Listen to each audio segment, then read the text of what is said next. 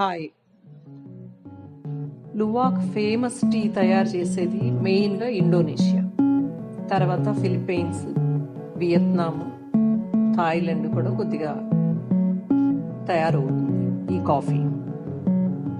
ఈ కాఫీ చాలా expensive coffee. ఈ తయారైన కాఫీని ఎక్కువగా వెస్ట్రన్ కంట్రీస్కి ఎక్స్పోర్ట్ చేస్తూ ఉంటారు. టూ మచ్ ఎక్స్పెన్సివ్ ఇది. ఈ లువాక్ ఒక చిన్న జంతువు, పిల్లి అంత సైజులో ఉండే చిన్న జంతువు. ఉబూద్లో ఒక ప్లేస్లో ఈ బీన్స్ని ఫ్రై చేయటం, అది ఎలా వస్తుంది ఆ ప్రోడక్ట్ అనేది చూపించటం, ఇదంతా కూడా ఒక ప్లేస్లో చూపిస్తారు. ఈ సివెట్ జంతువు చాలా మంచి స్మెల్ వచ్చేయన్ని తింటుంది. మనం ఈ సంపెంగ, మొగలి ఇలా చాలా మంచి సువాసన వచ్చే వాటినన్నింటినీ తింటుంది. దీని పూప్ ద్వారా వచ్చే దాన్ని కాఫీ బీన్గా తయారు చేసి ఫ్రై చేసి దంచి దాన్ని గ్రేడింగ్ చేస్తూ ఉంటారు. ఈ కాఫీ గురించి ఇండోనేషియాలో ఒక స్టోరీ కూడా ఉంది. డచ్ వాళ్ళు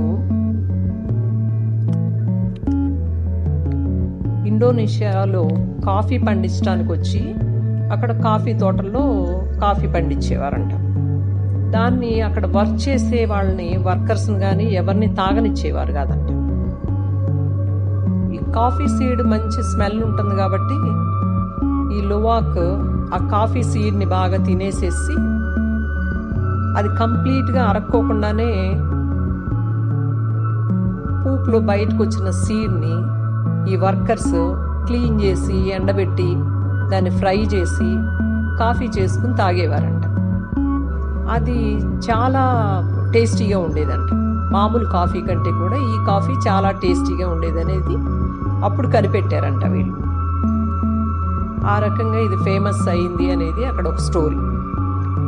మన తిరుపతి దేవస్థానంలో కూడా వీటిని స్వామివారి కార్యక్రమాల్లో వాడటం కోసం, ఆ తైలాలు తీసి వాడటం కోసం వాటిని పెంచుతారు అని విన్నాను నేను. దాని నుంచి వచ్చే స్వెట్టింగ్ ఇవన్నీ కూడా చాలా మంచి స్మెల్ ఉంటుందండి.